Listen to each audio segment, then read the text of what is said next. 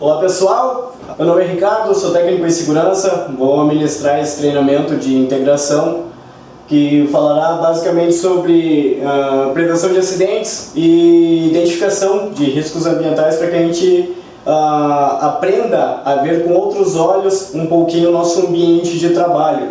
Então, nós trabalhamos na Cunha Segurança do Trabalho e o nosso foco aqui é prevenção de acidentes. Esse treinamento visa dar princípios básicos, então, para que a gente tenha a condição de trabalhar num ambiente seguro. Então, como já disse, é um treinamento de integração que falará basicamente sobre saúde e segurança no trabalho. O objetivo do treinamento é sensibilizar os colaboradores que realizam qualquer tipo de atividade sobre os riscos e os modos e meios de prevenir os acidentes, que é a base de toda a premissa desse treinamento. Falaremos sobre alguns itens obrigatórios também por parte da empresa, e um desses itens obrigatórios se chama Ordem de Serviço. Ele é regulamentado pela norma regulamentadora número 1 da Portaria 3214 do Ministério do Trabalho. Essa Ordem de Serviço ela é obrigatória, pois é um documento que informa os trabalhadores sobre todos os riscos inerentes às suas atividades específicas dentro da empresa. A ordem de serviço ela tem a sua obrigatoriedade, deve ser sempre entregue uma via para o trabalhador e uma via fica com a empresa, ficando registrado então que o trabalhador recebeu todas as informações sobre as atividades que ele vai desempenhar ao longo da sua jornada de trabalho. O objetivo desse documento, então, é informar os trabalhadores sobre os riscos profissionais que possam se originar nos locais de trabalho, os meios para prevenir ou limitar tais riscos e as medidas adotadas pela empresa para estar minimizando esses riscos, e os resultados dos exames médicos e de exames complementares de diagnósticos, ao quais os próprios trabalhadores foram submetidos, e os resultados das avaliações ambientais quando realizadas pelas empresas. Então tudo isso vai estar registrado na ordem de serviço, ao qual vocês também vão ter acesso no momento da admissão de vocês.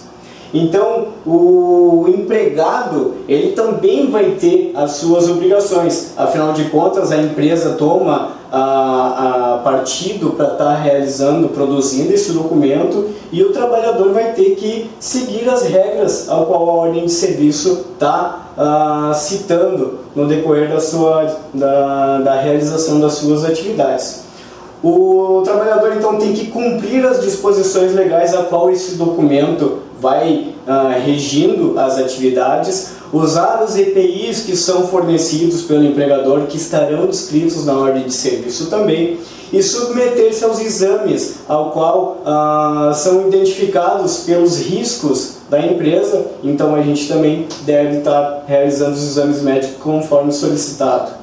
E deve colaborar com a empresa na adequação e no seguimento de todas as normas regulamentadoras aplicadas à empresa no qual ele vai desempenhar suas atividades. Então aqui a gente tem um modelo, ele é bem genérico. O grande diferencial desse documento é que ele sempre vai ter a descrição das atividades específicas de cada função, fazendo com que, com essa descrição de atividades, junto às avaliações realizadas pela empresa, a gente vai conseguir então identificar todos os riscos ao qual ele vai estar exposto. E o grande legado da ordem de serviço é identificar os riscos e exemplificar os tipos de equipamentos que serão utilizados para estar eliminando ou neutralizando a exposição aos riscos identificados pela empresa. Por exemplo, os riscos físicos, aqui como um exemplo, nós identificamos a exposição ao ruído. Então, para a exposição ao ruído, a gente vai utilizar o protetor auricular. Essa é uma medida adotada pela empresa. Nós temos exposição à umidade. Para a umidade, nós vamos utilizar então bota de borracha para estar evitando que os pés do trabalhador fiquem molhados durante a execução das suas atividades. Para riscos químicos, exposição ao asfalto, identifica-se como um produto químico, Sempre que nós tivermos a exposição ao produto químico ao qual nós vamos manusear, então vai se indicar o uso de luvas. E para cada tipo de produto químico nós vamos ter uma luva específica. E isso vai estar identificado na ordem de serviço também. Riscos biológicos, nós podemos ter ou não ter. Quando não há identificação, a empresa vai marcar que não tem indícios de exposição a determinado agente. Então também vai ter essa questão. Tu vai dizer se tem ou se não tem a exposição no decorrer do trabalho. Para riscos ergonômicos, isso demanda a realização de uma análise ergonômica. Vai de cada empresa estar buscando a identificação desses riscos. E os riscos mecânicos, sempre que envolvem riscos de machucar o corpo, né? Pancadas, batidas contra, queda. Então nós vamos elencar os principais equipamentos para estar elidindo esses agentes também, como uso de capacete, óculos de proteção, calçado de proteção, cinto tipo paraquedista para quem realiza trabalho em altura com uso de talabarte retrátil ou talabarte duplo. Então aqui é só para exemplificar que a ordem de serviço obrigatoriamente vai identificar os riscos e exemplificar os meios que ela adota para estar eliminando. O funcionário vai assinar uma declaração de recebimento de uma via, vai assinar e colocar local e data, dando então veracidade que a partir deste momento ele tem as informações básicas sobre a realização das atividades e os meios de atenuação ou eliminação dos riscos identificados. Uma vez sabendo o que nós temos que fazer para eliminar ou diminuir os danos de um acidente, nós temos que entender um pouquinho o que é um acidente de trabalho. Nós temos o acidente de trabalho típico, que é aquele que acontece durante a realização das nossas atividades para a empresa. Qualquer atividade que esteja sendo realizada, uma queda, queimadura, uma torção, enfim, tudo que aconteça comigo enquanto realizando as minhas atividades será considerado acidente típico e para isso a empresa deverá então emitir uma comunicação de acidente de trabalho.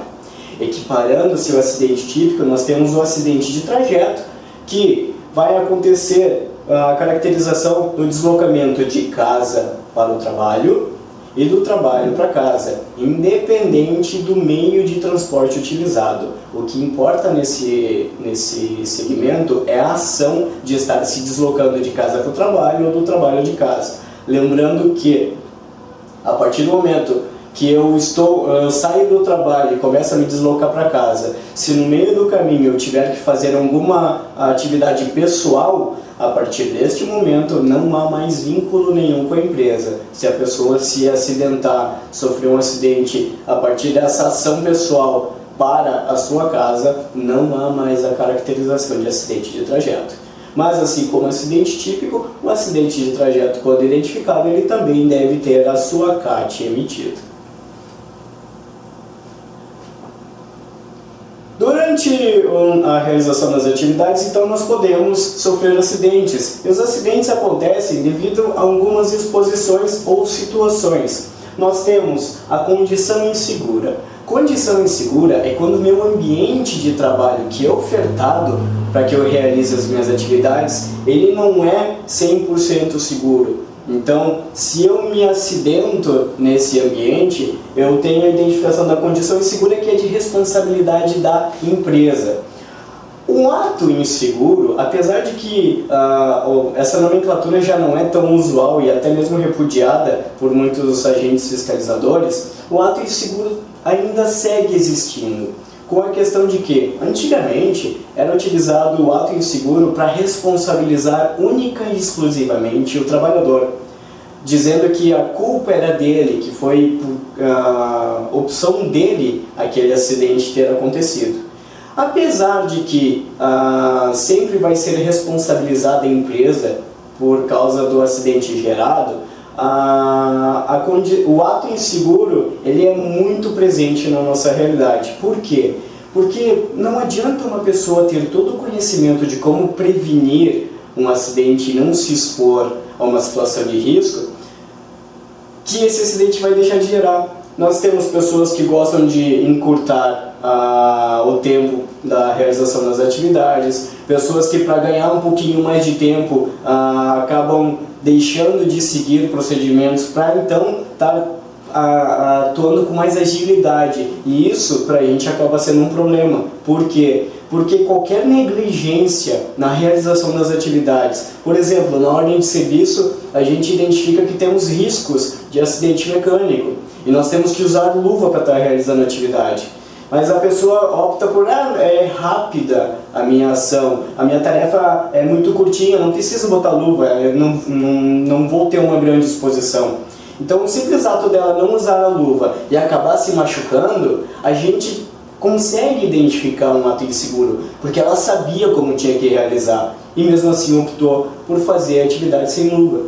Então, por mais que a empresa forneça, por mais que a empresa treine o trabalhador, ainda assim vai depender da ação dele estar fazendo a utilização dos EPIs para que não haja então um grande agravo em relação a um acidente gerado.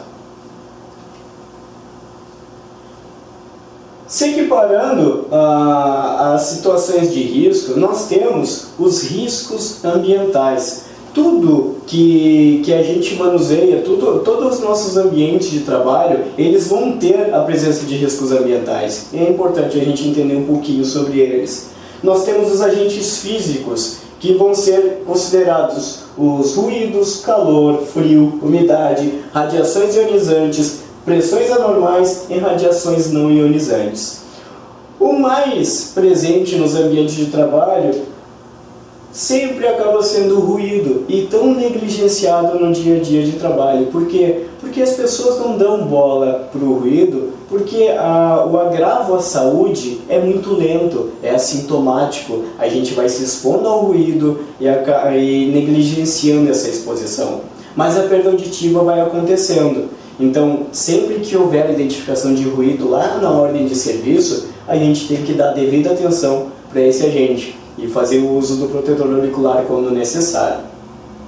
Calor e frio, apesar de que remete muito à temperatura ambiente, esses agentes eles dependem única e exclusivamente de fontes mecânicas. Para calor, nós precisamos de fornos, caldeiras, tudo que é equipamento que produza calor mecanicamente, assim como o frio. No nosso caso, a gente vai ter exposição a câmaras frias, e para estar acessando esses locais, a gente precisa estar devidamente equipado para não estar exposto a esse tipo de agente. A umidade, sempre que nós trabalhamos a úmido, molhado, encharcado, e para que o nosso corpo não fique molhado, nós devemos então fazer o uso dos equipamentos também. No caso de botas, sempre para membros inferiores, e luvas quando nós tivermos que proteger nossas mãos. Também há aventais para estar protegendo o corpo como um todo, o tronco, para não estar se molhando durante a realização das atividades. Radiações ionizantes, só para fins de conhecimento, trata-se de raio-x, que não faz parte do escopo das nossas atividades, mas todo mundo que trabalha exposto a raio-x, então, fica exposto à radiação ionizante. A grande questão da radiação ionizante é que a gente não sente, não tem cheiro, não tem cor, não faz barulho, então a gente não sente que está ficando exposto, mas tem um grande risco à saúde. Pressões anormais também, só para conhecer, são pessoas que trabalham submersas, mergulhando, acabam tendo exposição a esse agente e precisam dos devidos cuidados quando expostos nesse ambiente de trabalho. E as radiações não ionizantes, ao contrário das ionizantes, elas machucam, então é muito fácil a gente identificar ela. O principal exemplo de uma radiação não ionizante é a solda elétrica. E todo mundo sabe que uma solda elétrica causa queimaduras, tanto nas vistas como na pele, Então é muito fácil tu identificar que isso pode te machucar, porque machuca a pele,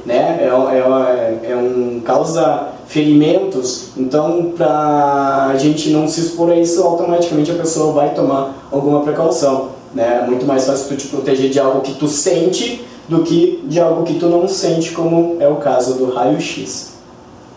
Os agentes químicos, são divididos entre poeiras, névoas, fumos, gases, vapores e produtos químicos em geral.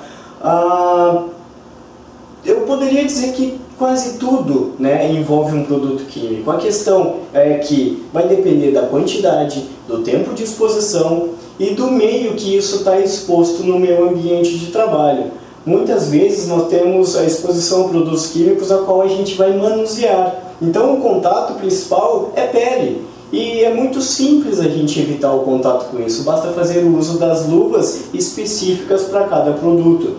Então para isso eu também não posso negligenciar esse contato, porque de pouquinho em pouquinho alguma coisa vai acontecendo no meu corpo. E dependendo do tipo de produto, ele é absorvido pela pele e vai se acumulando no nosso organismo. Então, eu preciso dar muita atenção para a exposição a produtos químicos, principalmente quando eu tenho contato com eles. E o uso da luva é imprescindível para estar eliminando a exposição a esses produtos. Os agentes biológicos, eles estão muito mais voltados para a área da saúde, mas nós identificamos também em limpeza de banheiros, em coleta de lixo. Por isso que nós temos a separação das pessoas que vão estar fazendo as atividades nesses ambientes. Para quê? Para que a gente não tenha um grande número de pessoas trabalhando com essa exposição. Então será sempre identificada a pessoa que vai estar trabalhando com esse tipo de limpeza, para que não tenhamos um grande número de pessoas expostas aos agentes biológicos. Riscos ergonômicos, eles sempre estarão presentes quando envolverem postura inadequada, levantamento manual de peso, movimentos que não fazem parte do nosso dia a dia de trabalho. A postura, nesse caso, ela é vital para que eu mantenha o meu corpo pleno, sem agravos, a coluna cervical, a coluna lombar, toda essa estrutura de sustentação do corpo, ela é muito levada em consideração nesse agente. Então a gente tem que zelar pelo nosso corpo, fazendo sempre movimentos que não abusem da nossa estrutura. As pessoas têm uma mania muito rotineira de estar se curvando para estar levantando pesos, e isso acaba fazendo com que tu vá tendo um agravo à coluna, né? Tu pode gerar um estresse muscular que automaticamente pode levar uma pessoa para o hospital. Já vi pessoas travarem a coluna ao estar fazendo um movimento errado de levantamento de peso e acabaram tendo que ir para o hospital tomar relaxante muscular. Enquanto é só músculo, ainda tudo bem. Com relaxante muscular, nem que seja intravenoso, tu vai ter uma solução. O problema é quando a gente afeta a hérnia de disco, estoura uma hérnia, essa pessoa vai ficar com uma lesão permanente que vai carecer de uma intervenção médica com mais invasão. E isso pode fazer com que ela tenha que se afastar do trabalho também. Então a gente não pode ignorar a ergonomia na realização das nossas atividades e não podemos abusar do nosso corpo. A gente tem que sempre lembrar, nosso corpo não é uma máquina, e a gente pode acabar tendo uma lesão a qualquer momento da realização das nossas atividades.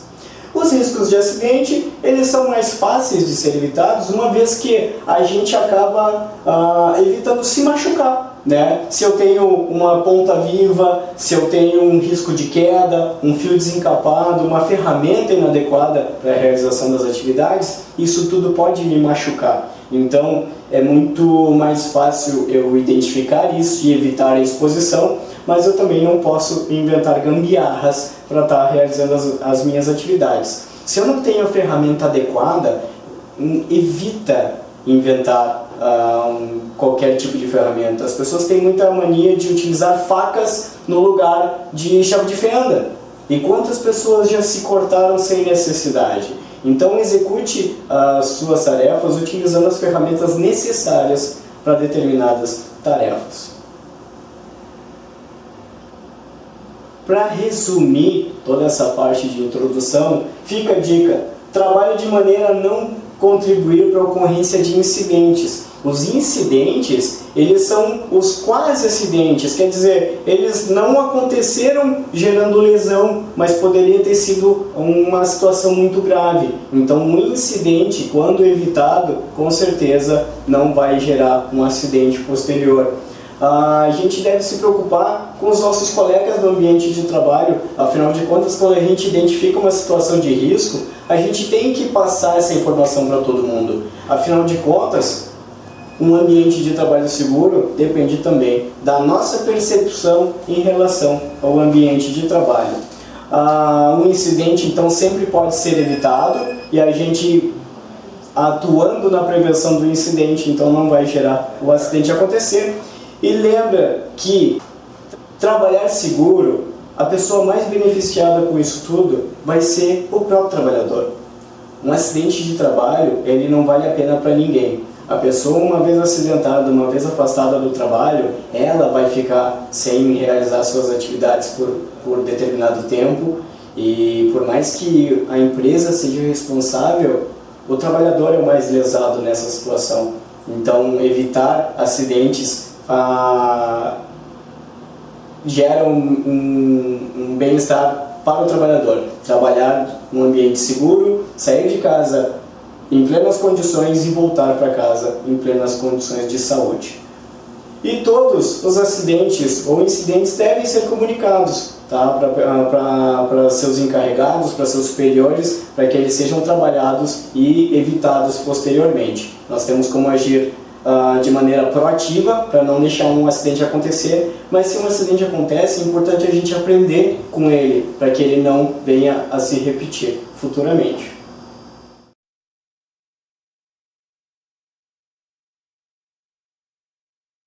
Olá pessoal, nesse módulo vamos falar sobre equipamento de proteção individual, o famoso EPI, né? O EPI, o equipamento de proteção de uso individual. Parece besteira bater nessa tecla, né, de uso individual, mas é uma coisa que deve ser muito relevada, muito levada em consideração. Porque ele é de uso individual, porque a partir do momento que ele é fornecido para um trabalhador, não cabe a esse trabalhador ficar emprestando ou pedindo emprestado um equipamento, né? Uma vez que ele é de uso próprio, imagina que o compartilhamento do uso pode gerar problemas invisíveis para a gente que não tem muito conhecimento da situação. Imagina, por exemplo, o uso de um protetor auricular, né? Ele fica inserido no nosso canal auditivo e automaticamente tem cera nesse protetor de ouvido, né? Enquanto a cera é nossa, né, não tem grandes problemas. Agora tu imagina tu emprestar esse protetor auricular e a pessoa fazer o uso sem a devida higienização. Ela pode vir a pegar uma infecção que a pessoa pode ter, a pessoa que emprestou, né, pode ter e não sabe que está com uma otite, com uma inflamação, pode ter algum fungo no canal auditivo dela. Então é de uso individual, porque a gente não pode pegar ou emprestar o nosso equipamento. Caso a pessoa precise, um colega de trabalho, cabe a esse colega buscar junto à administração, à gerência, a pessoa que for responsável pelo fornecimento, então, um novo equipamento, mas jamais fique pegando ou fornecendo emprestado os seus EPIs, né? Existem obrigatoriedades tanto por parte do empregador como por parte do empregado, e é isso que a gente vai ver um pouquinho. É obrigação do empregador disponibilizar o equipamento de proteção individual para o trabalhador de maneira gratuita e adequado ao risco a que se propõe a proteção, né? Um protetor de ouvido para proteger de exposição a ruídos muito elevados, uma luva para proteger de agentes químicos ou agentes mecânicos, a vestimenta adequada. Então tudo isso é obrigação do empregador, da empresa, e ela deve fornecer de maneira gratuita, sem custo nenhum para o trabalhador. Nenhum desses equipamentos pode ser cobrados do trabalhador para que eles realizem as suas atividades na empresa. E um grande detalhe: todo equipamento de proteção, ele deve possuir gravado no seu corpo o que a gente chama de CA, Certificado de Aprovação. Esse númerozinho gravado na luva, por exemplo, quer dizer que essa luva foi aprovada pelo Ministério do Trabalho para proteger o trabalhador para a finalidade a que se destina. Com esse número, entrando na internet, lá consultando o CA, a gente consegue ver toda a descrição do para que vai ser útil esta luva. Tem luvas, por exemplo, que não adianta tu usar elas para usar com produto químico porque elas molham. Então, fazendo a consulta do CA, tu vai ter a especificação correta do para que deve ser usado determinado equipamento de proteção. A empresa, além de fornecer os EPIs necessários, ela deve treinar o trabalhador para fazer o uso correto dos EPIs. Não adianta simplesmente fornecer um equipamento de proteção individual e não mostrar como ele realmente deve ser utilizado. Muitas vezes a gente recebe, não sabe como deve ser usado, né? E pensa que está usando da maneira correta. Então devemos passar por um treinamento para fazer o perfeito uso deste equipamento de proteção. Então a empresa, além de treinar, ela deve exigir o uso do equipamento de proteção. Não adianta fornecer, registrar e não fazer com que o funcionário tenha essa obrigatoriedade do uso. A empresa deve fiscalizar o uso do equipamento para garantir que ele está fazendo o uso correto e então se protegendo dos agentes a qual ele está exposto. E a empresa deve substituir o EPI sempre que necessário, né? E em caso de extravio também, mas a empresa sempre deve fazer o trabalhador possuir um equipamento de proteção individual. Essas são as obrigações da empresa, do empregador. E o trabalhador também tem as suas obrigações, e vamos a elas. Primeiro, o EPI deve ser utilizado apenas para a finalidade a que se destina. Imagina que tu recebe, por exemplo, um óculos de proteção. Hoje em dia nós temos óculos com proteção UV, né, para exposição à carga solar. E são óculos escuros, muitas vezes tu pode usar eles para dirigir tranquilamente, mas tu recebe para utilizar na empresa. E por ser um óculos que tu pode usar no dia a dia, né, tu acaba fazendo uso para dirigir. E daqui a pouco tu está dirigindo e deixa no carro e se perde o óculos, né? E aí tu vai para a empresa, vai realizar as tuas atividades e tu está sem o óculos, né? Então essa é a questão, usá-lo apenas para a finalidade a que se destina. Nesse caso da perda, tu vai ter que no final das contas voltar para a empresa, fazer a solicitação de um novo equipamento de proteção e tu não vai ter o equipamento velho para trocar. Então a empresa vai te fornecer e ela ainda fica com a premissa de poder fazer o desconto nesse equipamento. Afinal de contas, tu faltou com a segunda questão, a segunda obrigatoriedade do trabalhador, que é responsabilizar-se pela sua guarda e conservação. A partir do momento que o equipamento é fornecido para ti, é registrado na ficha de EPI, é tua obrigação fazer a guarda e conservação dele. Uma vez que tu perde ou que tu deixa ele jogado em qualquer lugar e o equipamento é extraviado, abre para a empresa a premissa de então fazer o desconto do equipamento de proteção em folha de pagamento. Caso ela ache isso necessário, ela pode estar descontando o EPI, do trabalhador que venha a perder ou extraviar o seu equipamento de proteção. Então a gente sempre tem que estar atento também às condições que tornam o equipamento impróprio para o uso. Um óculos que fica arranhado, que já começa a interferir na visão, um protetor auricular que começa a ficar desgastado, ele automaticamente com desgaste já não vai oferecer a proteção necessária, uma luva rasgada. Então todos esses itens eles devem ser apontados e solicitados a troca para o empregador ou o seu encarregado direto ou pessoa responsável por fazer a troca do equipamento de proteção individual. Lembra que, em caso de perda e extravio, a empresa pode então fazer o desconto. E outra coisa, o equipamento de proteção individual, ele não evita acidentes, ele diminui os danos gerados pelos acidentes, né? Quer dizer, se eu tenho uma luva de proteção, eu não vou evitar um acidente usando a luva, Mas, em caso de corte, por exemplo, a primeira coisa que vai cortar é a luva, para depois o corte atingir a minha pele. Então, a luva vai ter um papel fundamental de diminuir o dano do acidente ocorrido. Então, todo o EPI tem essa premissa, ele não evita o acidente, ele simplesmente vai diminuir o dano, dando um respaldo para a pessoa não ter uma consequência muito maior do que poderia ser sem estar fazendo o uso do seu equipamento de proteção individual. Um outro grande detalhe é a responsabilidade do trabalhador fazer o uso do equipamento de proteção. E a falta injustificada do motivo pelo qual ele não pode utilizar o equipamento, ou seja, a recusa no uso do equipamento de proteção, pode gerar a premissa da empresa advertir o trabalhador verbalmente.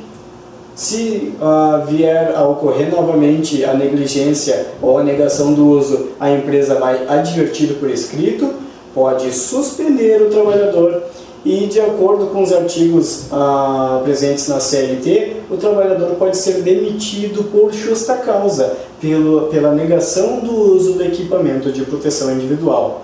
Uma coisa é tu ter motivos para não utilizar equipamento. Por exemplo, tu tem que utilizar luva, tá? E uma determinada luva te dá alergia.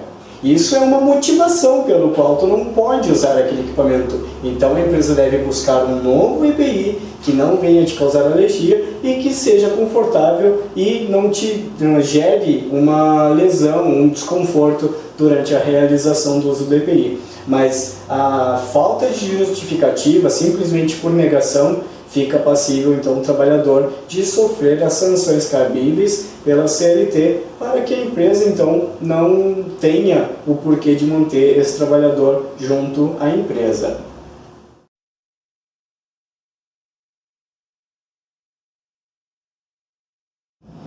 Olá pessoal, vamos nesse segundo módulo falar um pouquinho sobre prevenção de incêndio, né? A gente muitas vezes se depara com algumas situações de sinistro, né? De fogo, e tem pessoas que colam as placas, elas congelam, elas não sabem como agir nessa situação. Então a gente precisa entender alguns princípios básicos para estar sabendo como lidar numa situação onde haja então o princípio de incêndio. Para a gente entender um pouquinho, o incêndio, o fogo, né, ele precisa de alguns elementos básicos para estar acontecendo. E para a gente esclarecer um pouco, o fogo nada mais é do que uma reação química que libera luz e calor. O fogo não tem nenhum mal nele, o fogo sob controle, né? A gente brinca dizendo que o fogo é amigo, né? O fogo dá calor, o fogo ajuda a fazer comida, a cozinhar. Enfim, então o fogo, enquanto controlado, está bem tranquilo, é bem de boa. Agora o problema é quando o fogo perde o controle e a gente então se depara com uma situação de risco, né? Então o fogo, uma reação que libera luz e calor, nada mais do que isso. Para que haja fogo, a gente precisa da união de três elementos fundamentais para a existência então do fogo. Sem a presença de um deles, tenha certeza que não vai ocorrer a presença de incêndio, de fogo fora de controle, né? Então nós precisamos de combustível. Combustível é qualquer material que queime, seja ele sólido, líquido ou gasoso. Então qualquer coisa que venha a pegar fogo, eu vou considerar como combustível. Para se unir ao combustível e aos outros dois elementos que são necessários para a produção do fogo, nós vamos precisar também do comburente, também conhecido como oxigênio, o ar que a gente respira, né? Sem a presença de oxigênio, é mais do que certo que não vai ter como surgir fogo. Então, como normalmente nós estamos num ambiente em que a gente consegue respirar, quer dizer, esse ambiente é propício a ter um incêndio. Basta eu ter então combustível e também uma fonte de calor. Com a fonte de calor nós fechamos os três elementos necessários para a produção de fogo: fonte de calor, combustível e oxigênio ou comburente. Então, sem a presença desses três, de novo digo, não vai ter fogo. E para que eu evite, para que eu faça a prevenção de incêndio, eu tenho que evitar que esses três componentes se misturem, fazendo então com que o fogo seja originado. A fonte de calor, ela pode ser qualquer coisa que produza calor ou um breve aquecimento, né? Seja ela uma faísca, isqueiro, fósforo, um forno ligado, um fio desencapado entrando em curto-circuito, isso já é mais do que o suficiente para causar um incêndio. Basta eu ter o combustível para que, misturado com ar, ele gere então a combustão e acabe se propagando no ambiente.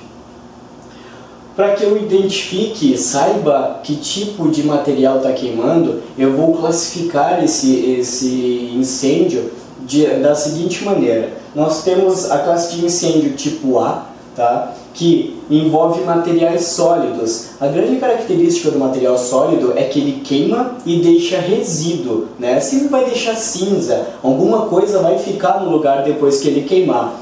Para isso nós temos madeira, papel, borracha, plástico, tudo isso eu vou considerar como material sólido da classe de incêndio A, onde normalmente eu vou ter como agente extintor a água, né? Aquele extintor um pouco maior, um pouquinho pesado também, né? Vai ter água ali dentro e em qualquer lugar do mundo, quando eu ver um triângulo verde com a letra A dentro, tenha certeza, esse extintor é para apagar materiais sólidos que queimam em profundidade. Nós temos a classe de incêndio B, que vai ser um quadradinho vermelho com a letra B dentro, e essa classe de incêndio é específica para líquidos inflamáveis. Tudo que é líquido que possa queimar vai ser considerado como classe B.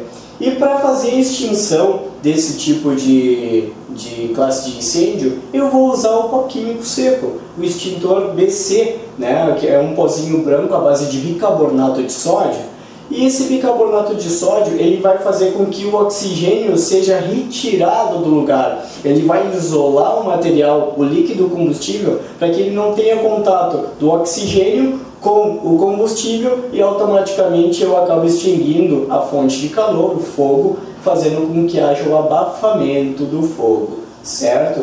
Então, como exemplos, nós temos acetona, gasolina, álcool, diesel, todos esses materiais são líquidos inflamáveis, tá? Mas também temos um grande risco em óleo de cozinha. O azeite, né, quando superaquecido, ele também pode acabar prendendo fogo e automaticamente eu vou ter um líquido inflamável naquele ambiente. E para estar fazendo extinção de óleo de cozinha queimando em cima de uma panela, a extinção é muito simples, basta eu abafar a panela para que eu não tenha mais contato do oxigênio com o azeite, né, com o líquido inflamável ali, o líquido combustível. Então, fazendo o abafamento, que pode ser usando a própria tampa da panela, usando um pano úmido torcido e colocando sobre a panela, né, o forno, enfim, eu vou estar fazendo o abafamento e esse fogo vai ser extinguido automaticamente. Aí se lembra, se é um fogo em cima de um fogão, eu preciso, né, desligar o bico do fogão para que eu não tenha a chama embaixo da panela também. De nada vai adiantar colocar alguma coisa por cima se a minha fonte de calor ainda está acesa embaixo da panela. Temos também a classe C, que são os materiais elétricos energizados. Esse círculozinho azul com a letra C dentro diz que dentro do extintor vai ter material capaz de apagar fogo e materiais elétricos energizados. Tudo que está ligado na luz eu vou considerar como classe C. Por quê? Porque eu não posso usar água para apagar esse tipo de incêndio. Por exemplo, essa tela, ela é à base de plástico. Então o plástico, ele seria uma classe A, mas o grande diferencial é que ele está ligado na luz. E a partir do momento que eu tiro a televisão da tomada, eu fico simplesmente com plástico na minha mão. Então por isso que a gente tem que aprender a identificar se está ligado ou não na luz, para saber que tipo de agente extintor utilizar. Enquanto ligado na luz, eu não posso utilizar o extintor de água, sob o risco de tomar um choque quando fizer a extinção do fogo. Para esse tipo de classe de incêndio, o mais indicado é o extintor de dióxido de carbono, o CO2, que é um gás inerte que se espalha no ambiente e não deixa resíduo nenhum. Ele também é conhecido como gelo seco. Ele afasta o oxigênio do lugar e some. Qual é a grande vantagem desse extintor para o extintor de pó químico? O extintor de CO2, ele não faz com que tenha resíduo no ambiente que possa agredir outros equipamentos elétricos. O pó químico, por ser a base de bicarbonato de sódio, ele entranha nos circuitos eletrônicos de qualquer outro equipamento que não estava fazendo parte do cenário ali, que estava em chama, e acaba fazendo com que eu apago o fogo da televisão, por exemplo, mas eu posso ter a entrada de bicarbonato em outro computador. E esse computador, mais cedo ou mais tarde, vai ter problema. Pelo mesmo princípio de que na praia, né, o que estraga os materiais ferrosos na praia? A maresia. E como a gente está falando de bicarbonato de sódio, que é um tipo de sal, automaticamente aqueles equipamentos que estavam no cenário vão ser afetados com o passar do tempo.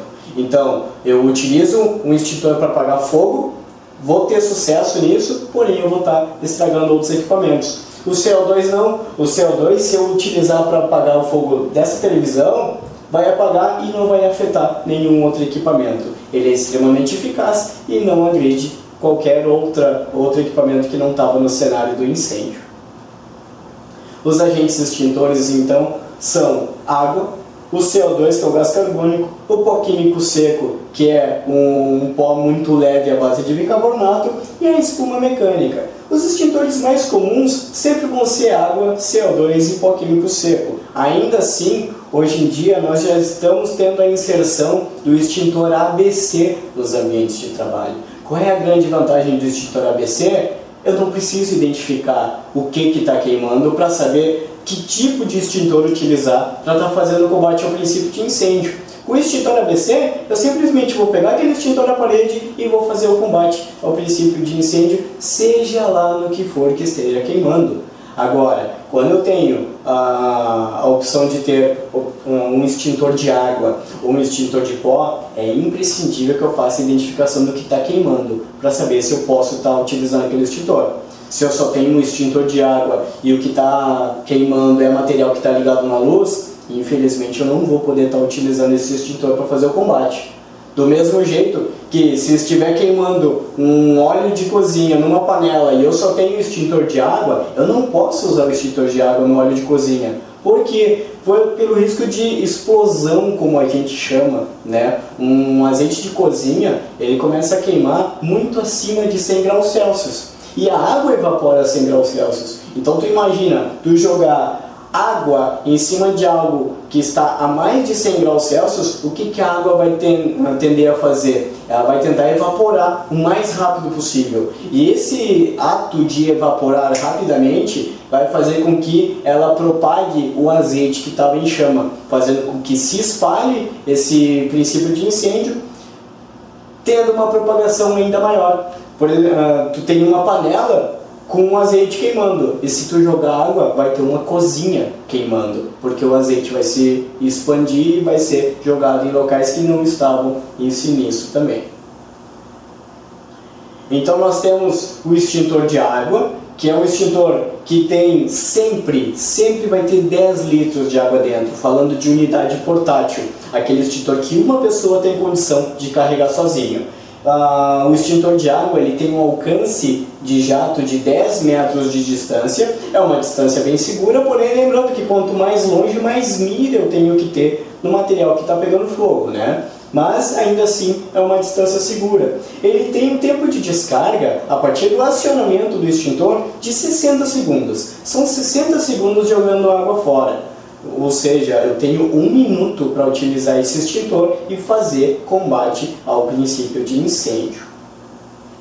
O extintor de pó químico, né, onde normalmente nós vamos ter uma unidade de 4 kg, ele já tem um alcance do jato de 5 metros. Quer dizer, em relação ao extintor de água, eu tenho uma redução de 50% no alcance efetivo do jato do pó químico seco, né, o extintor BC. Então, o que isso quer dizer? Que eu tenho que me aproximar mais do fogo. E automaticamente, com essa aproximação, eu começo a ter mais contato com o calor também. Então é vital eu ter noção da direção do vento quando é um fogo em ambiente externo, para que eu tenha condição de me posicionar sempre a favor do vento, para que ele não venha contra a minha pessoa, correndo o risco de me queimar enquanto eu tento fazer o combate ao princípio de incêndio, né? O tempo de descarga, 15 segundos. Vê, já é 1/4 do tempo da descarga do extintor de água. 15 segundos é muito rápido. Então, se tu não conseguir fazer o combate ao princípio de incêndio dentro desse tempo, até tu buscar outro extintor e conseguir fazer o combate com ele, é um tempo precioso que foi perdido. Então, é imprescindível que eu faça o combate com o máximo de técnica possível. Caso contrário, acima de 15 segundos eu já tenho um risco de propagação muito grande e eu posso acabar ficando sob o risco de ficar preso em algum lugar, ou até mesmo me deparar com uma situação onde aquela sala, aquele ambiente vai ser totalmente perdido e o que me resta é sair daquele local da maneira mais segura possível. O extintor de CO2, né, o dióxido de carbono, ele tem um alcance médio de 2,5 metros. Quer dizer, já é 50% a menos do que o extintor de pó químico seco me possibilita. Isso quer dizer que eu estou muito próximo do fogo. Qual é a grande questão aqui? Essa aproximação ela é vital devido ao fato de que quanto mais próximo da fonte de calor, mais risco de me queimar. Por isso que esse extintor ele é mais indicado para fontes elétricas, porque essas fontes elas não liberam tanto calor. Tá? Então, se eu me aproximar demais de uma TV que está em chamas, não tem tanto risco em relação ao calor, porque é uma fonte pequena, né, de propagação de calor. Agora, se é um líquido inflamável que libera mais calor, essa aproximação é extremamente perigosa. Então, por isso que o extintor de CO2 eu vou priorizar para equipamentos elétricos, mas lembrando que ele apaga fogo em líquidos inflamáveis também. E o extintor de pó, eu vou priorizar líquidos inflamáveis e depois os materiais elétricos. Isso por quê? Porque se eu utilizar um extintor de pó, eu posso então estar agredindo outros equipamentos e causando danos irreversíveis a eles. Certo? Então essa é a grande diferença. O extintor de CO2 eu tenho que me aproximar muito do fogo e é muito mais eficaz para materiais elétricos energizados. O extintor de pó eu tenho uma distância um pouco mais segura, porém eu estou lidando com um material que libera muito mais calor, certo? E eu tenho que cuidar o meu ambiente de atuação, principalmente em relação ao vento. O extintor de água eu vou priorizar sempre os materiais sólidos, tá? Então tudo que for material que queime em profundidade, como papel, madeira, plástico, borracha, eu vou estar fazendo uso do extintor de água. Então, para fazer um resumão, classe de incêndio A, eu posso usar extintor de água? Sim, ela é extremamente eficaz. Posso usar o extintor de espuma? Também, pelo mesmo princípio. É água com espuma, né? Ele vai atuar resfriando o material que está queimando. Posso usar pó químico? O ideal é que não se use, mas se for um princípio de incêndio onde não haja brasa ainda, eu posso fazer o uso do extintor de pó, desde que seja no princípio. Começou a queimar, eu identifiquei e eu consigo fazer o combate a isso. Qual é o grande perigo? Se eu faço o combate incêndio a classe A com um extintor de pó, depois de um tempo daquele fogo acontecendo, eu vou apagar o fogo da superfície. E se eu sair daquele ambiente, como eu estou falando de um pó muito leve, qualquer vento que soprar ali vai retirar o pó e a brasa vai se acender novamente e eu vou ter uma reignição do fogo. E isso é extremamente perigoso, porque me dá a falsa sensação de segurança. Eu apaguei o fogo e saí do ambiente e a brasa continua acesa. E automaticamente, se soprar um vento ali, ou a própria brasa começar a trabalhar sozinha de novo, e ela vai trabalhar sozinha, eu vou ter o risco de ignição e vou ter um cenário em chamas novamente. E a mesma coisa serve para o uso do CO2 em classe de incêndio A. Se for no princípio, ele vai ter sua eficácia garantida. Agora, o ideal é sempre que eu faça o uso do extintor de água para a classe de incêndio A. Para a classe B, os líquidos inflamáveis, posso usar água? Não, pelo fato de que o líquido inflamável está muito mais tem muito mais temperatura do que a água precisa para evaporar, então vai acabar tendo uma expansão da água e eu corro o risco de estar me queimando ao invés de estar apagando o fogo. Então, para a classe B, não usa água.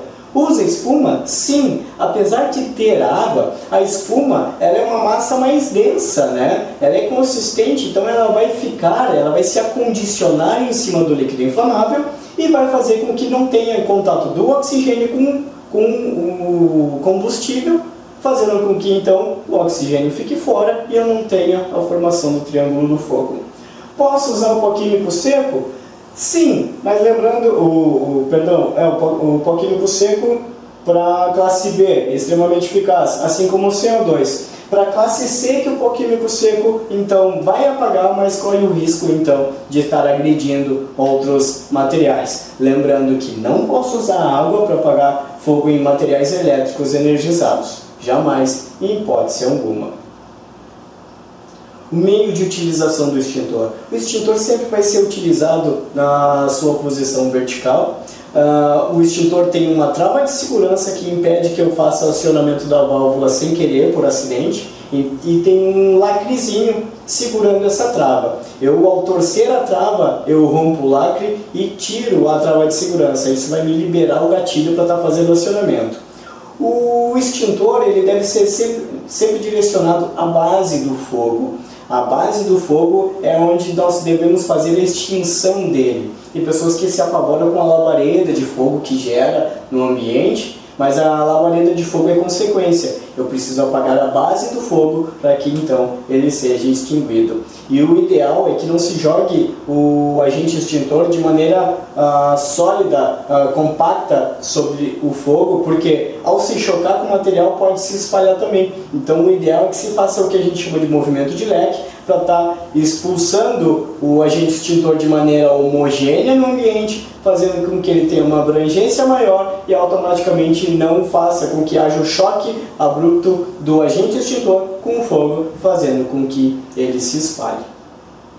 Em caso de emergência, onde eu não conseguir atuar em cima do princípio de incêndio, é primordial que eu faça o acionamento do Corpo de Bombeiros. O telefone 193 para qualquer lugar do Brasil, eu vou estar fazendo o acionamento dos bombeiros. Passe as informações com maior número de informações possível e com clareza. Afinal de contas, a gente sabe que a presença de trote para esses órgãos públicos é muito grande e a gente não pode correr o risco de estar passando por uma situação de risco e precisando do serviço dos bombeiros. Então, passe suas informações pessoais, nome completo, RG, passe a identificação do lugar onde está havendo o sinistro, para que eles tenham a certeza nessa ligação de que eles não estão passando por mais um chamado de trote e acabam perdendo tempo para fazer o atendimento quando necessário.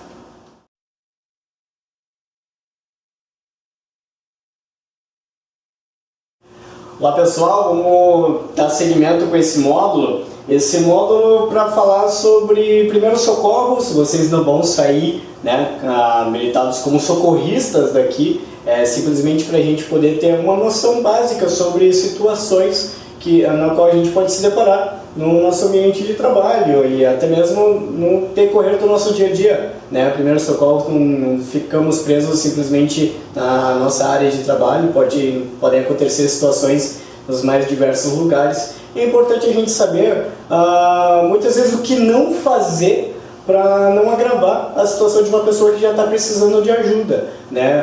Muitas pessoas, às vezes, na melhor das boas intenções, querem ajudar, mas por falta de conhecimento acabam aumentando a lesão de uma pessoa acidentada justamente por não saber princípios básicos de primeiros socorros.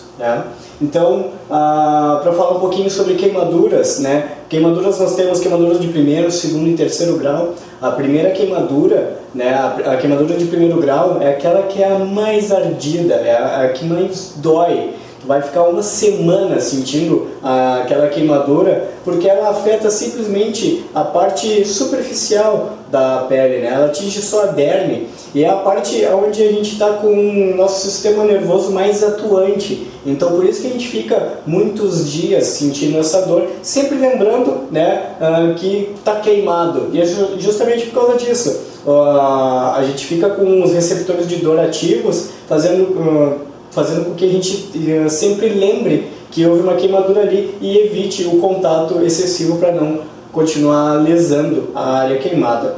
A queimadura de segundo grau, ela é muito semelhante à de primeiro, com a diferença de que geram bolhas, né? E as bolhas, elas não são criadas por acaso. Quando nós temos a formação de bolhas devido a queimaduras, é porque o nosso organismo colocou aquela bolha lá. E essa bolha tem um papel fundamental no processo de cura dessa queimadura. Então, para a gente ter um pouquinho de noção sobre isso, a bolha ela tem a função de funcionar como se fosse um amortecedor daquela área afetada, né? Há um edema, há um inchaço com um líquido que o próprio corpo bota naquela área queimada, e essa bolha vai fazer com que tu não tenha contato direto com a parte que ficou lesada, né, abaixo da derme. Então essa bolha ela deve ser preservada. Nunca devemos romper essa bolha. Ela dói tanto quanto a queimadura de primeiro grau, porém, a partir do momento que a gente rompe essa bolha, ela acaba permitindo o acesso a bactérias e automaticamente um processo de cura que duraria aí de 7 a 10 dias vai aumentar para 15, 20, devido à inflamação que vai ser gerada naquele ponto onde a gente rompeu a bolha. A queimadura de terceiro grau, ela é a que menos dói. Até digo que é uma queimadura que não tem dor nenhuma enquanto ela se encontra no nosso corpo, porque há a necrose daquela parte, aquela parte que foi queimada morreu, não temos mais sistema nervoso ali, nossos receptores de dor, eles não existem mais, eles morrem com a queimadura e automaticamente a gente não sente dor.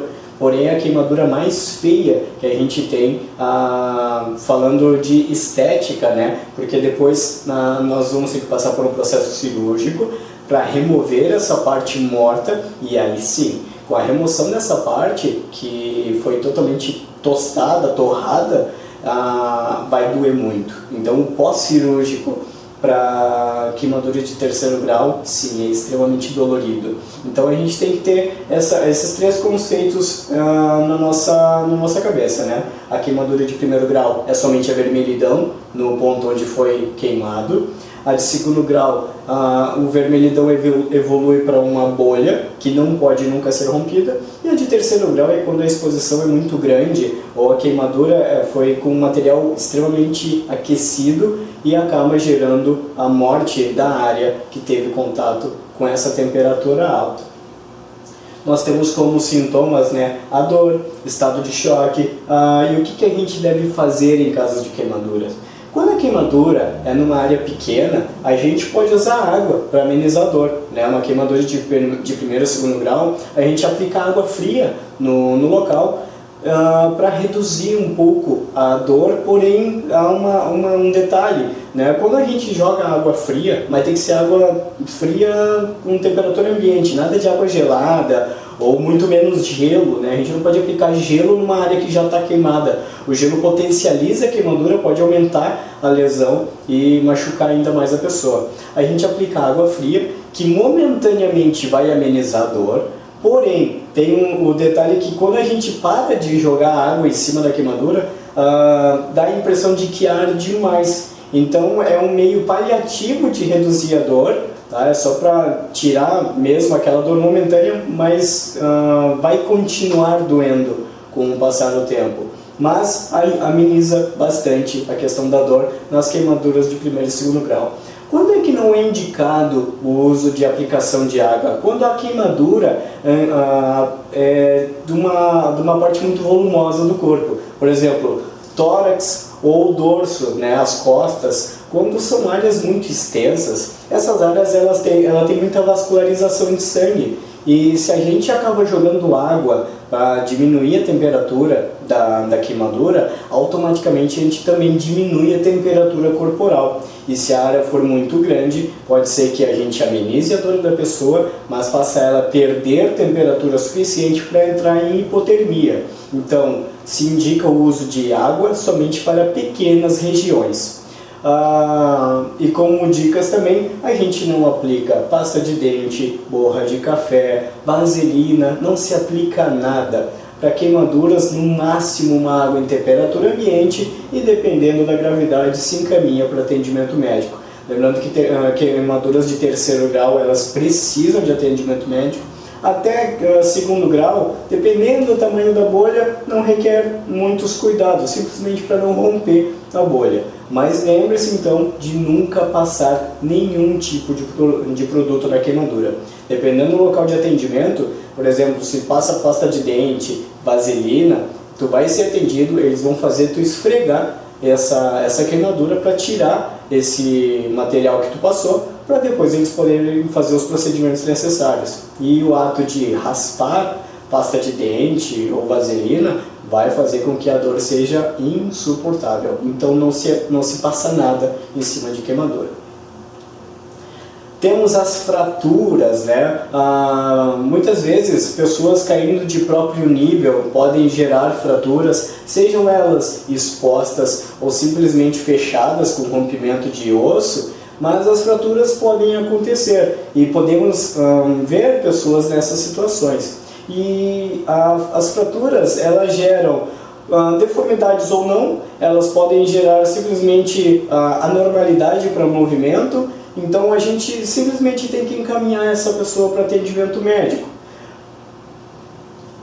Os principais sintomas, né, é dor intensa no local ou menor movimento. A pessoa, por exemplo, uma fratura na perna, se a pessoa for tentar caminhar, ela vai sentir uma dor em demasia e ela muitas vezes pode não ter deformidade, pode simplesmente ter uma fissura no osso e automaticamente essa pessoa vai ter que ser encaminhada para fazer o procedimento de colocar gesso, vai ter que bater um raio-x para ver onde foi a fratura certinho. Mas a grande questão são as fraturas expostas. As fraturas expostas, elas têm uma grande relevância, primeiro, porque elas podem gerar uma hemorragia externa, né? Vai extravasar sangue pra caramba. E tem um grande detalhe, o osso, quando sai para fora da pele, né, a fratura exposta, o osso jamais deve ser recolocado no lugar, porque tudo que sai de dentro do corpo e é exposto ao ar ambiente, ele acaba sendo contaminado. Então é um grande detalhe não recolocar o osso no lugar. Se ele vem para fora, no máximo jogar uma água limpa, o ideal seria um soro fisiológico para higienizar aquele ferimento, imobilizar o membro, a área quebrada, para ficar numa posição mais próxima do natural possível do corpo, para que essa pessoa seja deslocada para atendimento médico de uma maneira mais confortável possível. Porque tu imagina, tu tá com uma fratura no osso e tu vai ser deslocado. Por mais que tu vá de carro ou qualquer outro tipo de veículo, o veículo vai trepidar, vai chacoalhar, e a pessoa com aquele osso quebrado, se ele não estiver imobilizado, se ele não tiver com o mínimo de movimento possível, ele vai acabar chacoalhando e vai judiar demais essa pessoa no deslocamento. Tá? O que a gente deve fazer então? Primeiro, não devemos colocar o osso no lugar, né? A gente tem que manter o membro numa posição mais próxima do natural possível, manter a vítima em repouso e estancar sangramento quando existente. Como é que tu faz o interrompimento, né, de hemorragia? Simplesmente com compressão, né? A gente vai colocar um pano limpo sobre o ferimento e vai comprimir. Essa compressão é justamente para não deixar sair sangue demais até que tu seja acompanhado por profissionais habilitados a estar fazendo os procedimentos necessários para então intervir nesse ferimento. Mas fraturas, então, o grande legado é não se coloca osso no lugar, né, quando vem para a área externa, e quando é uma fratura fechada, a gente mobiliza na posição mais confortável possível para que a vítima não tenha tanta dor e aguente essa dor até ser atendido pelos médicos em qualquer hospital que faça atendimento de traumas, né, traumatismos. Temos as hemorragias. As hemorragias elas são arteriais, venosas e capilares. As arteriais são aquelas que rompem os vasos mais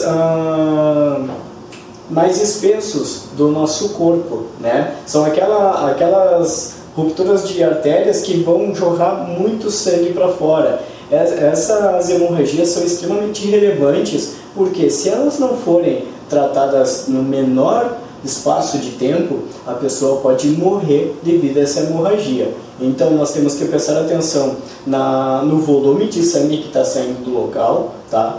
Cortes de artérias venosas sempre são próximas a punho, temos a carótida, né? Temos a virilha, dependendo de um acidente com fratura, dependendo da área que é muito vascularizada, a pessoa vai ter uma perda de sangue muito grande. Então essa pessoa precisa urgente de atendimento médico.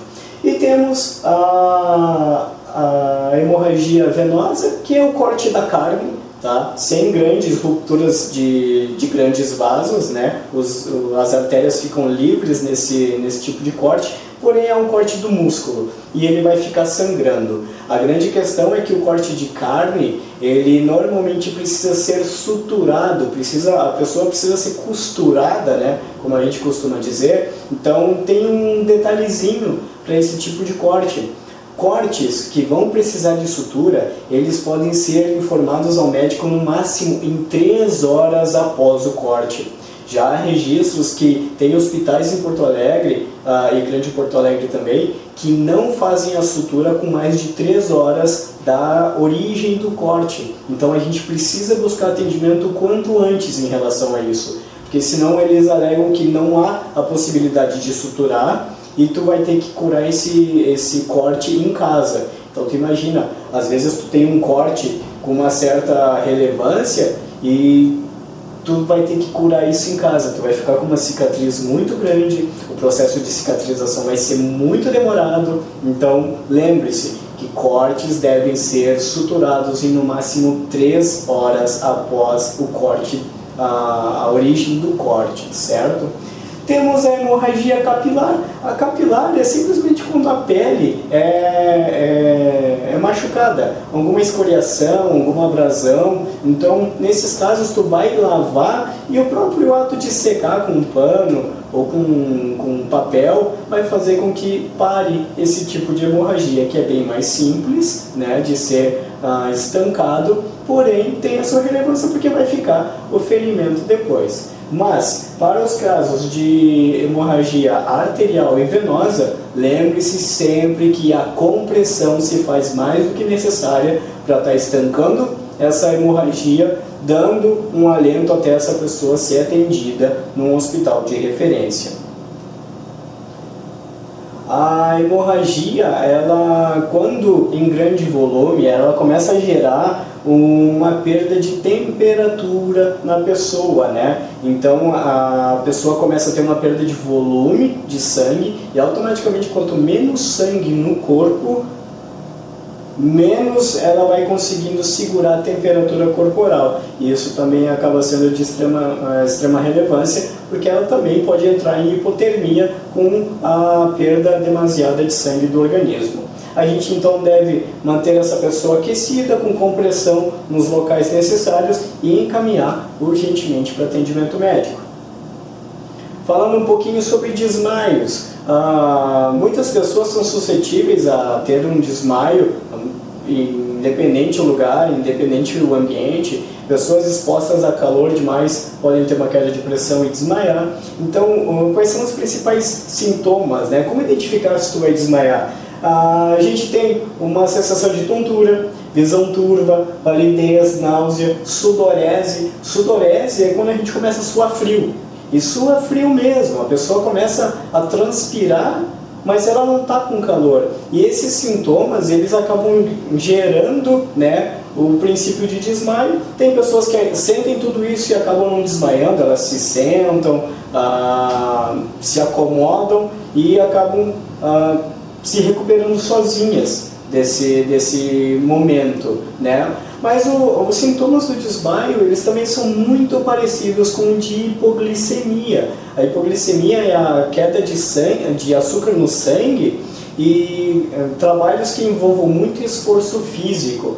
Por exemplo, logo de manhã cedo, né? Tu vai fazer um esforço físico muito intenso e tá de barriga vazia, o risco de entrar em hipoglicemia é muito grande, né? Porque teu corpo vai ter que buscar energia em algum lugar e tu tá de barriga vazia, não tá com nada no corpo para transformar em combustível, e automaticamente tu vai sentir os mesmos sintomas do desmaio e corre o risco de desmaiar também por hipoglicemia, por falta de açúcar no sangue. Então, desmaio e hipoglicemia vão ter exatamente os mesmos sintomas.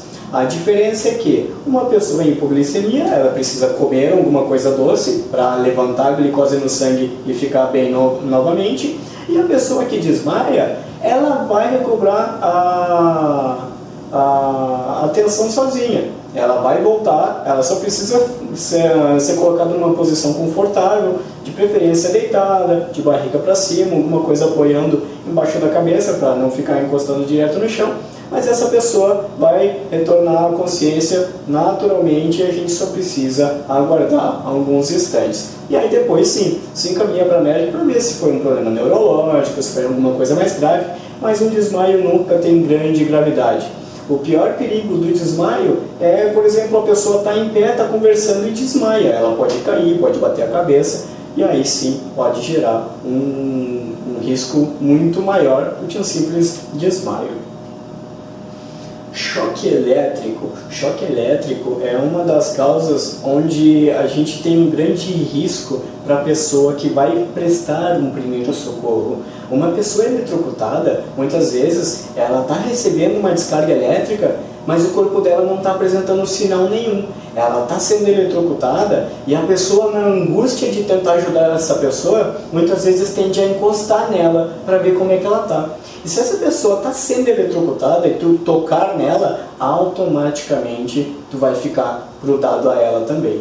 Então, se a gente chega num ambiente, a gente não viu o que aconteceu com essa pessoa, então a gente não pode simplesmente chegar tocando nela. Nós devemos chamar por ela, né? Ver se ela nos responde ao chamado. Caso ela não responda, a gente tem que avaliar ao redor dela se tem alguma coisa tocando, né? Alguma parte metálica que esteja conduzindo eletricidade, se tem algum fio encostando nessa pessoa. Havendo a presença de alguma fiação tocando nela, a gente tem que descobrir aonde está ligado esse fio, para tentar desligar um disjuntor, tentar fazer com que esse fio não entre mais em contato com a pessoa, e para isso nós temos alguns cuidados a levar em consideração. Por exemplo, se a pessoa está sendo eletrocutada por um fio, a gente tem que encostar nesse fio para afastar da vítima com algum material que não seja condutor, um pedaço de madeira, couro,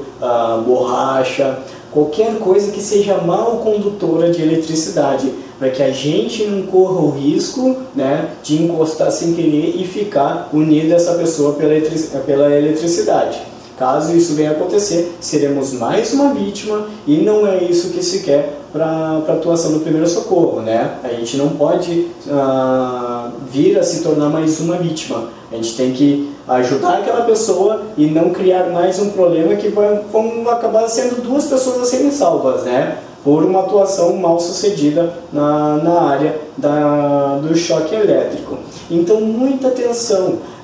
É muito mais fácil, né, a gente agir com frieza quando é uma pessoa que a gente não conhece, né? Uma pessoa eletrocutada que a gente não conhece, a gente tem muito mais discernimento para estar avaliando a cena e vendo, diminuindo a presença de risco para a nossa pessoa, mas a gente tem um complicador quando essa pessoa que está envolvida no acidente, ela é parente da gente. Por exemplo, pai, mãe, filho. Como é que tu vai agir numa situação dessa, onde a emoção ela pode tomar conta da situação e a primeira coisa que tu vai tentar fazer é segurar essa pessoa para desvincular do choque elétrico, né? Então por isso que a gente tem que ter a nossa memória que antes de qualquer coisa eu tenho que estar atuando de maneira ativa e não me tornar mais uma vítima, e eu tenho que controlar a emoção em relação a isso, porque não vai ajudar de nada abraçar ou tentar puxar essa pessoa. Tu nunca vai conseguir vencer a eletricidade. Se tu tocar numa pessoa que está sendo eletrocutada, tu vai ser mais uma vítima também. Então tenha a certeza, pare para pensar, olhe o que está acontecendo para não se tornar mais uma vítima. Caso tu não tenha nenhum material que seja mau condutor de eletricidade, parece meio cruel, mas às vezes até um pontapé com um calçado isolante, com uma bota, com uma botina de segurança, pode fazer com que essa pessoa se descole do fio. E por mais que possa parecer engraçado, às vezes é uma última alternativa que se tem, porque às vezes tu não tem como desligar um disjuntor, não sabe onde é que tem disjuntor. Então, chutar, empurrar essa pessoa sem estar encostando diretamente nela pode ser a última alternativa que sobe para a gente estar ajudando essa pessoa sem correr o risco, né, de estar sendo eletrocutado também.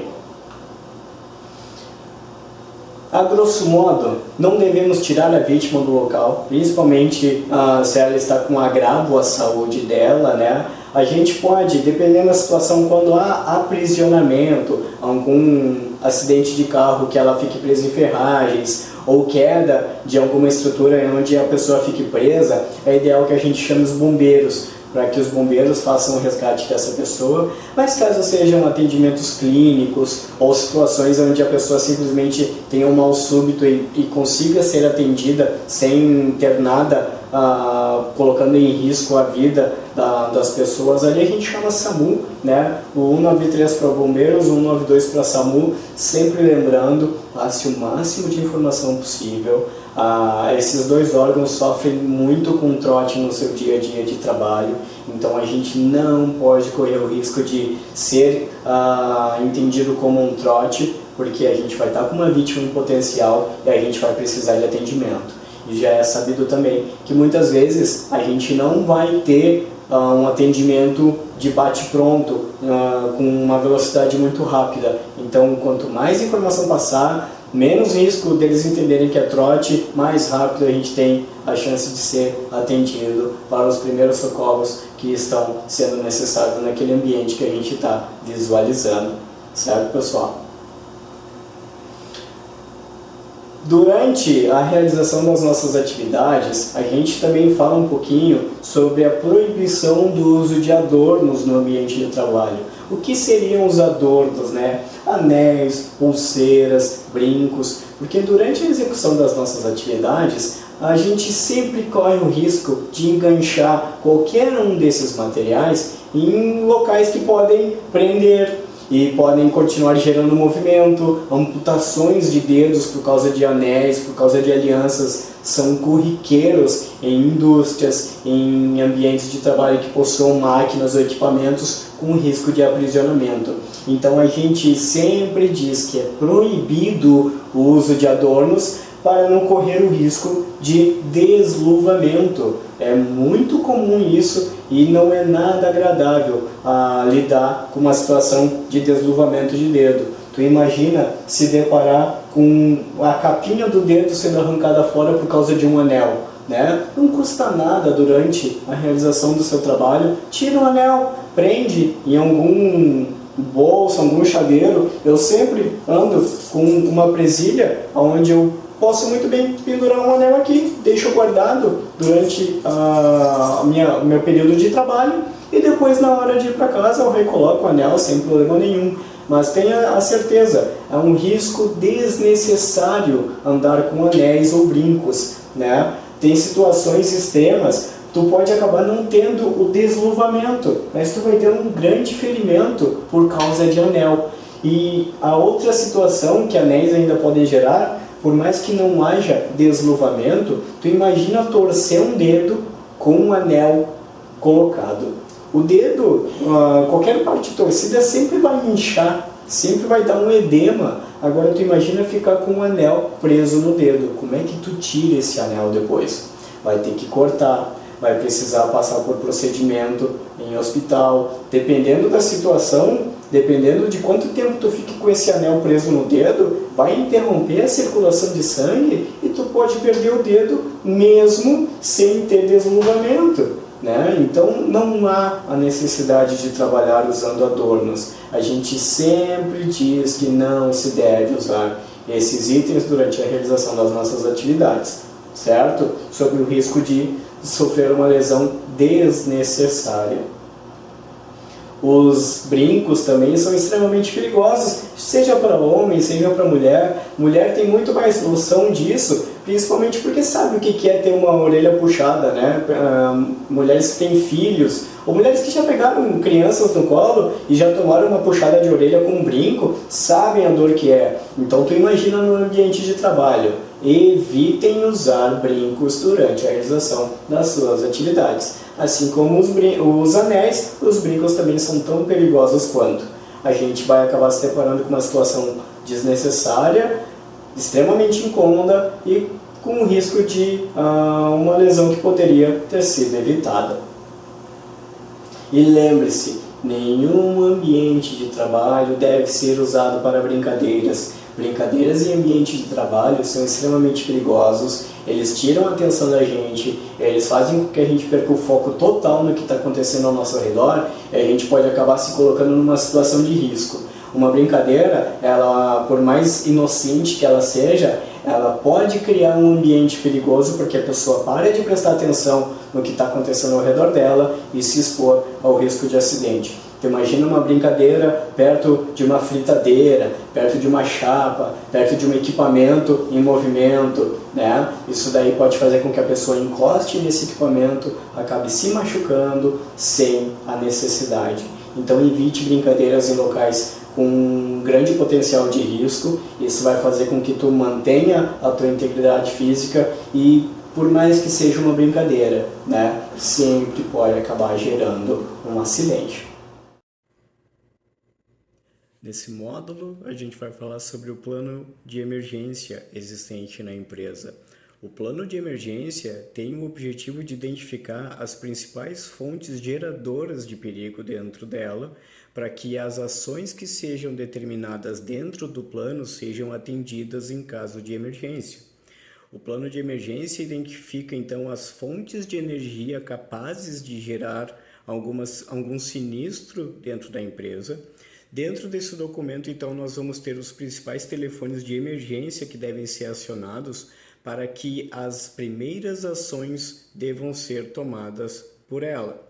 Dentro do plano de emergência, nós vamos ter, então, identificado as chefias imediatas que deverão ser comunicadas ou informadas do ocorrido, para que as ações sejam, então, organizadas em relação às ações necessárias para atuar na emergência.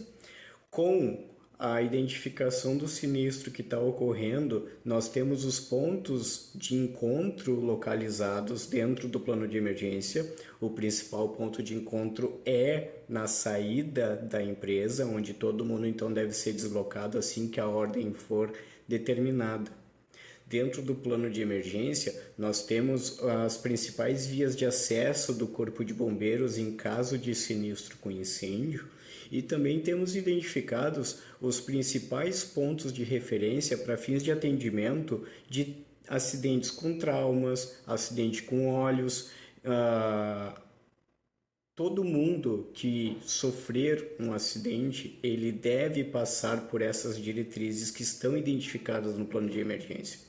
O acesso ao plano de emergência é de vital importância, ele fica localizado no mural da empresa, então o acesso é para todo mundo, as ações que precisam ser tomadas estão descritas ali e qualquer dúvida, os cipeiros também podem ser consultados em relação ao documento. Basta, né, que eles sejam procurados, eles são identificados dentro da empresa e qualquer situação de sinistro precisa ser então comunicada para suas chefias imediatas. Vale lembrar, casos de acidente de trabalho, eles também precisam ser informados ao RH, aos superiores direto e aos cipeiros. Afinal de contas, a investigação de acidente precisa ser realizada pela CIPA e as ações posteriores então são tomadas pela empresa.